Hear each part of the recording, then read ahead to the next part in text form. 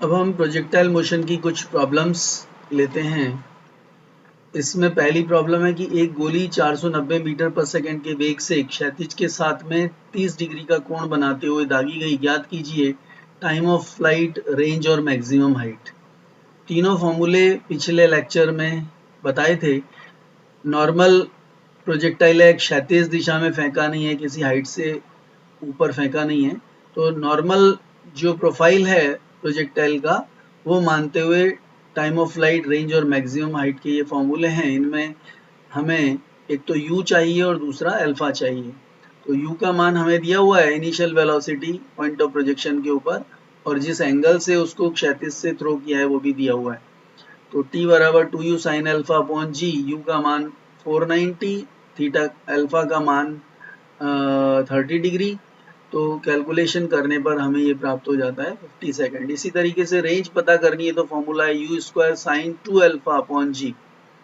तो u का मान प्लेस कर दिया, अल्फा का मान प्लेस कर दिया, कैलकुलेशन करके हम ये रेंज प्राप्त करते हैं तो वो आ जाता है 21,217.62 मीटर क्षैतिज दूरी जिस पर वो जाकर के हिट करेगी। इसी तरीके से मैक्सिमम हाइट का फॉर्मूला है हमारे पास u square sine square alpha upon 2g। Again इसमें u का मान और अल्फा का मान प्लेस करेंगे और कैलकुलेट करेंगे तो मैक्सिमम हाइट प्राप्त हो जाएगी जो कि 3062.5 मीटर है।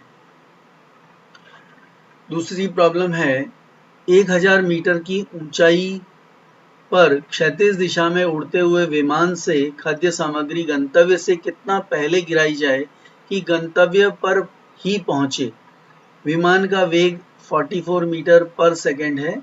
खाद्य सामग्री के भूमि पर पहुंचने का वेग व दिशा बताइए। अब यहाँ पे ये प्रोफाइल नॉर्मल प्रोफाइल नहीं है जो कि पूरा पैराबोलिक होता है। यहाँ पर जो पॉइंट ऑफ प्रोजेक्शन है वहां से हॉरिजॉन्टली कोई चीज थ्रो होगी, विमान से ड्रॉप होगी। जब वो इस पॉइंट पे ड्रॉप होगी तो आगे जाकर के गिरेगी।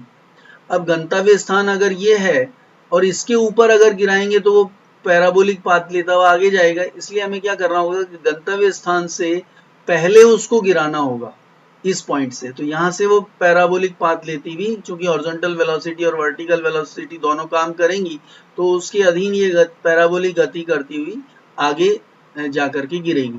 तो जितना आगे गिरेगी उतना पीछे से उसको छोड़ना होगा। अब यहाँ पे हम उपयोग करते हैं बेसिक इक्वेशन का, क्योंकि ये प्रोफाइल नॉर्मल प्रोफाइल नहीं है। कुछ हाइट दी हुई है, हमारे को इस पॉइंट की वेलोसिटी और डिस्टेंस चाहिए। तो डिस्टेंस अगर चाहिए तो इक्वेशन हो गई s बराबर u cos alpha into T. Vertical distance है हमारे पास, कुछ टाइम इसमें इलेप्स होगा। वो टाइम अगर हम ज्ञात कर लें तो हमें ये डिस्टेंस पता लग जाएगी।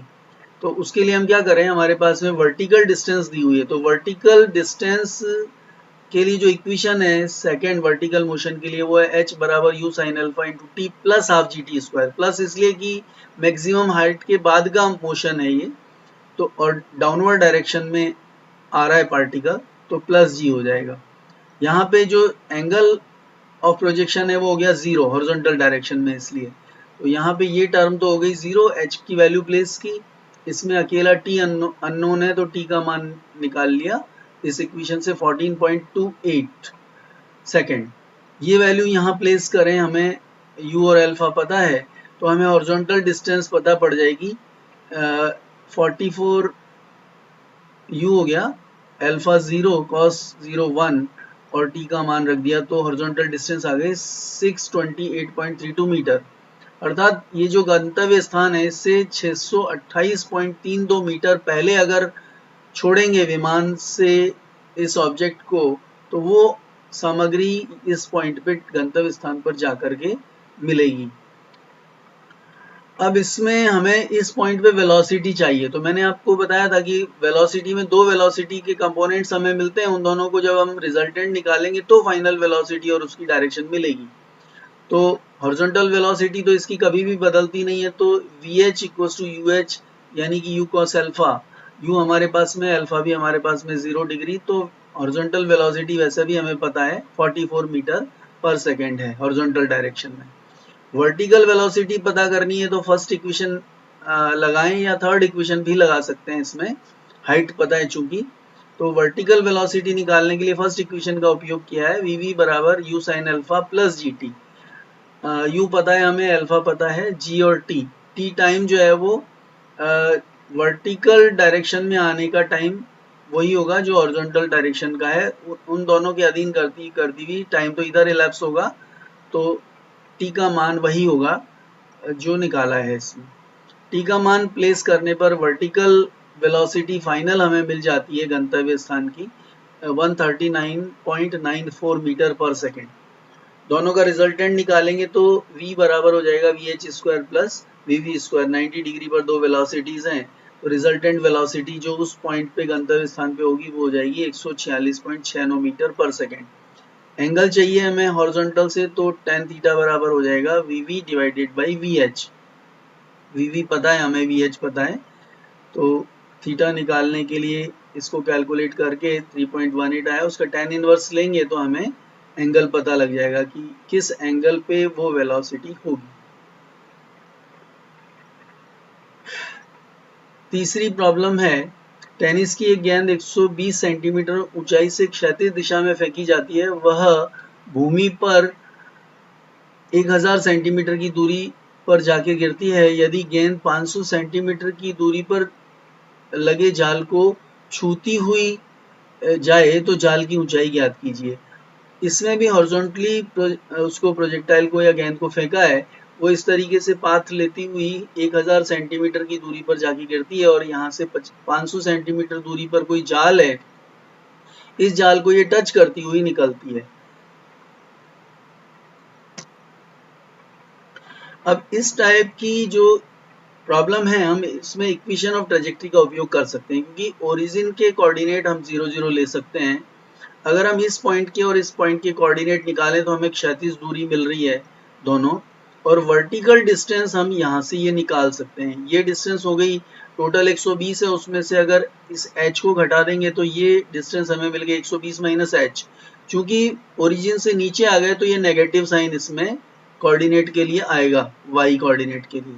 इसी तरीके से इस पॉइंट से हम 120 सेंटीमीटर नीचे आ गए तो इस पॉइंट के कोऑर्डिनेट 1000 और माइनस 120 हो जाएंगे। यदि हमें equation of trajectory C point के लिए लगानी है तो इक्वेशन ऑफ ट्रेजेक्टरी हुई y equals to x tan alpha minus gx square divided by 2u square cos square alpha. अब इस इक्वेशन में मान रखें तो y की वैल्यू हो गई 120 माइनस में x 1000, एंगल ऑफ प्रोजेक्शन 0, तो ये पूरी टर्म हो गई 0। देन g की वैल्यू, x की value 1000 square divided by 2u square cos square alpha 0 degree, ये हो गया 1। तो यहाँ से हमें u स्क्वायर प्राप्त हो जाता है। u स्क्वायर की वैल्यू आ गई हमारे पास में 4.08 इंटू 10⁻⁶। v पॉइंट के लिए फिर से इक्वेशन ऑफ ट्रेजेक्टरी लगाएं तो इसके कोऑर्डिनेट्स लिए थे माइनस 120 माइनस ब्रैकेट में 120 माइनस h, और x कोऑर्डिनेट है इसका 500। तो दोनों वैल्यू इसमें प्लेस करेंगे तो यहाँ पे u स्क्वायर की वैल्यू इसमें हम यहाँ से ले सकते हैं, वो u स्क्वायर की वैल्यू प्लेस कर दी इसके अंदर, और यहाँ इस इक्वेशन में अकेला h अननोन है तो इसको कैलकुलेट करने पर ये 30 आता है, ये 0 हो गया। देन h की वैल्यू हमारे पास में आ जाती है 90। तो जाल की ऊंचाई h बराबर 90 सेंटीमीटर हो जाती है।